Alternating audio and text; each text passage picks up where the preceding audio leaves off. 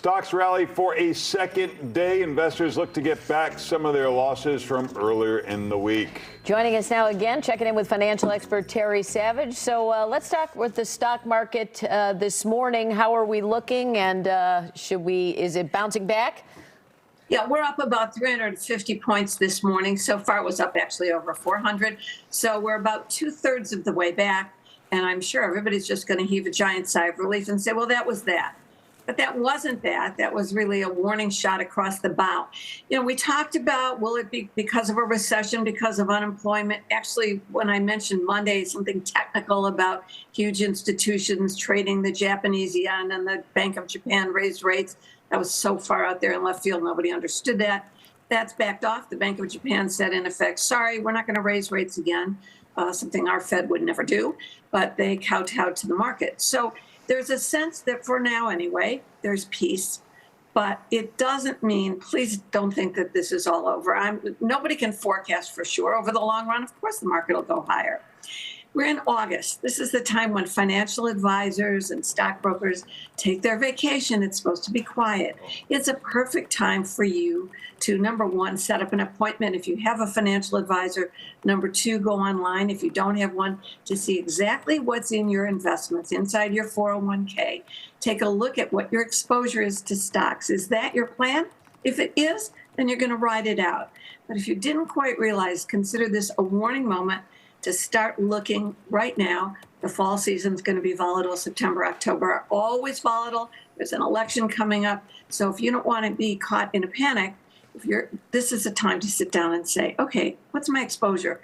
Is that right for me?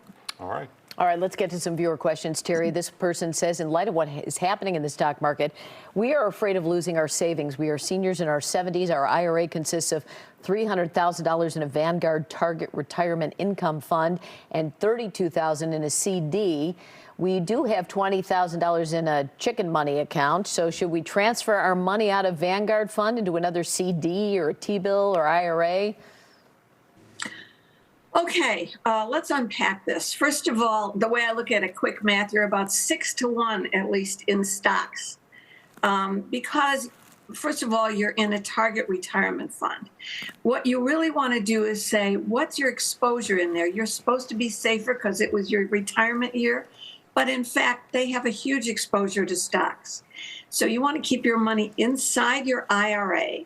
And you can buy an IRA CD. You can move a portion of it to a money market fund. It strikes me that's a little bit too much exposure. First of all, you have to take, if you're in your 70s, you're taking required minimum distributions. If you still must take one yet this year, my advice is to move that money into cash right now, and maybe next year's RMD into cash also. So if we have a down market, you're not forced to sell. So yeah, that's what I was saying. Look inside. And that target retirement fund is supposed to be the protective envelope.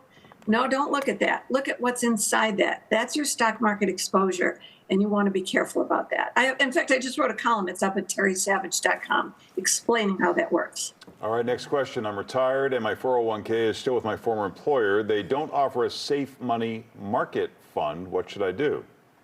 Okay, money market funds are not a traditional offering in 401k plans because those plans are designed for younger workers who contribute every month and are going to build up their retirement funds over a long term. So they're mostly offer stock bond funds and some bond funds. If you have a 401k and you're still working, you can't move it, but you can move some money inside it to a very short-term bond fund, the safest place, or an equity income fund instead of the aggressive fund. You get a little more conservative. If you're already retired, the smart move, and if you search the columns at terrysavage.com, put in the word rollover. Once you're retired, you should do a rollover directly. Don't take the money to a place like Vanguard or Fidelity, where you do have wider choices, including government-only money market funds, to keep some of your money safe. So this is time to do that direct rollover right now. All right. This next person says, I'm thinking of switching jobs, but I have a loan out of my 401k plan. Can I transfer that to my new company's plan?